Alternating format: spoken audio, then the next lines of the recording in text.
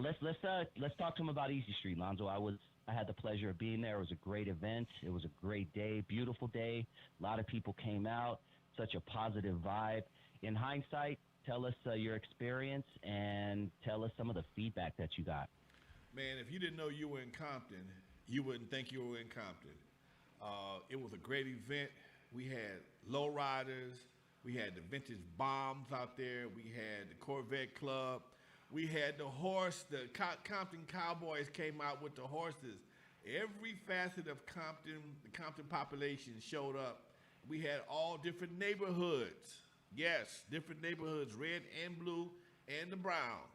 And they all just hung out and just kicked it. It was a beautiful day in the CPT. I got to give I got to show love to all my folks that came out to support. Dusty was one of the first ones there. My camera crew, Trill Vision, my team on the chamber, Kim, Nicole, Earl, Edwin, Vicky. Yeah, all of them. Everybody put their foot in it. We had a great day. The city loved it. I'm still getting nothing but praise from it, man. And of course, we had our haters that had a little feedback to say how they got time to change streets and don't have time to fix potholes. Well, just so you know, the street naming event didn't cost the city a dime, not one thin dime. Eve After Dark and Uncle Jam Army sponsored the entire party, the stage, the porta potties. All the city brought out was the tables and the tents. All they had to do was show up. As a person who is sympathetic to the Compton situation, I don't bring anything to the city of Compton unless I have a way to pay for it. I'm not looking for a grant. I'm not looking for a handout. If they want to participate, that's fine. But when I bring something to the city of Compton, whether it be a Father's Day event or a whatever I bring, I always bring my own funding. I may use the Compton facility, the Dollar High Center, or the area we did our event on Saturday.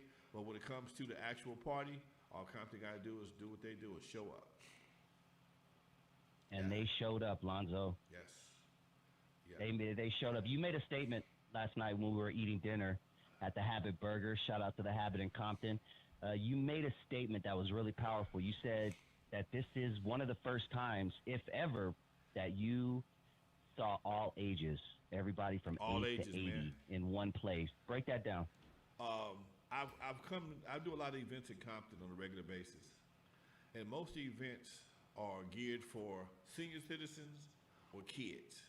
There's very, very few events in the city of Compton that have that, I don't know, I'm going to say 15 to 35 vibe. Now, you may come there bringing a kid or with your parent or somebody like that, but for the most part, most of the events are geared toward the seniors or the kids. And there's very few events, like I said, that I've really witnessed that have been geared toward a certain clientele, and that is that, like I said, man, 17 to 45, that's still active. They work every day. They have disposable income for low riders or got a family. They still do their thing, and it was just great to see that we had all the major media outlets out there, and there was no yellow tape.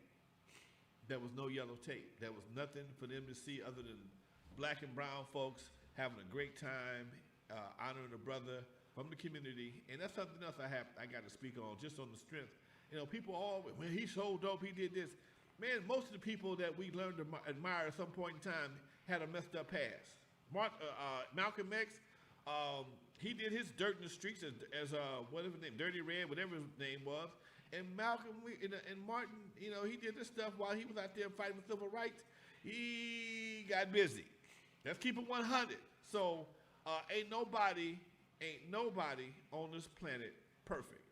And what did he do for Compton? He did a lot of stuff for Compton. But at the time he was doing it, there wasn't no internet to take pictures of everything he did. Everything wasn't worthy of a press release. And to be witness and to be a part of some of the things the brother did for the community, I'm here to testify for that, to attest to that. But it is what it is. And I'm glad to be a part of it. Like I said, he was one of the first guys. He was one of the first guys that came to me to help him get this record label together. Took all my artists, but hey, you can't keep nobody that's ready to go. So it is what it is. They put some gangster on Crew Cut and turned it into Ruthless. I can't get mad about that, folks. Can't get mad about that. And it was a great event in Compton, and I'm gonna leave it like that before I get rude. You know, when I say there was every color there, I mean every color. Literally color: brown, black, Asian, white, and also in the street life. You had red, blue, brown rags, black rag. I mean, I didn't necessarily see rags flying, but you knew a lot of people were from somewhere, and nothing went down. You told me a story, Lonzo, about a guy who took a picture with the dude that shot him back in the day, bro. Talk to me. I'm sitting in the restaurant, and after for the after party, and the brother walked up. Hey man, Lonzo, man, it was a great event, man. You a real OG. Woo woo woo. He said, man, the day was so cool. I saw the nigga that shot me, and we took a picture together. I said, what? He said, yeah, man, I still got he showed me his hand. I still got fragments in my hand. I know who shot me. He was there today, man. And we talked for a minute and just took a picture together, man, and put it to the side. I'm like, man, that was a great day in Compton, Doc. That was a great day in Compton.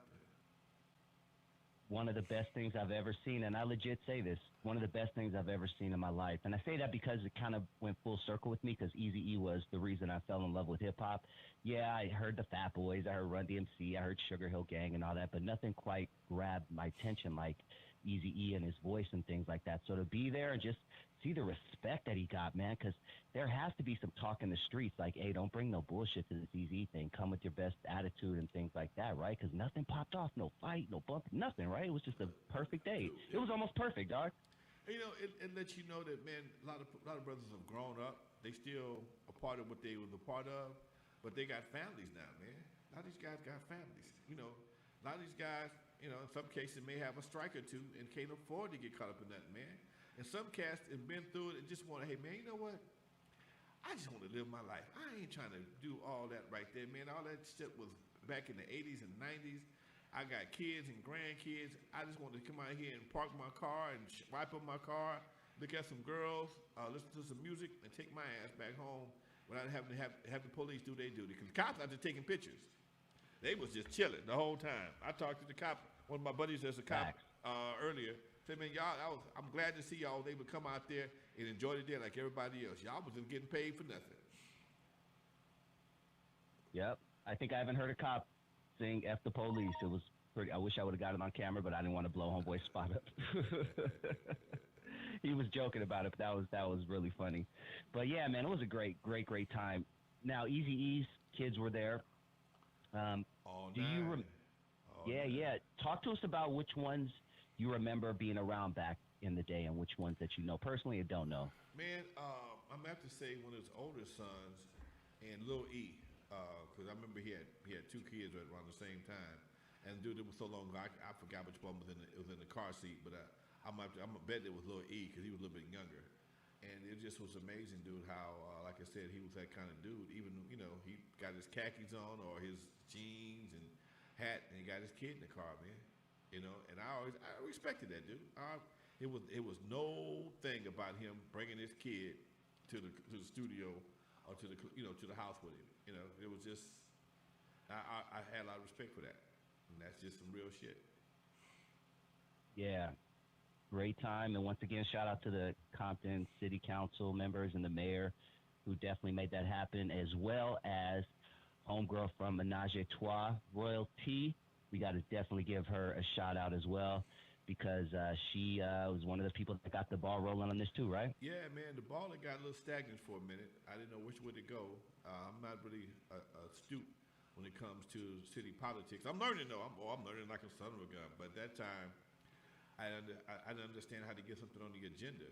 And she asked me what I was trying to do, and I told her.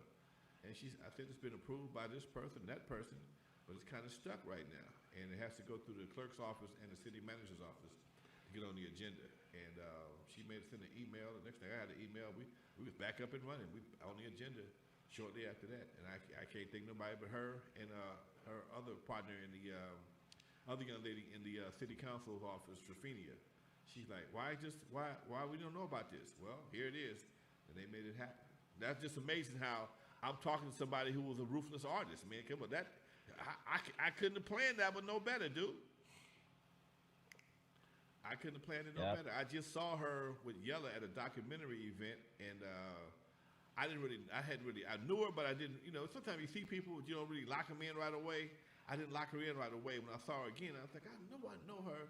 And she called my name. I'm like, okay. She said, yeah, it's me.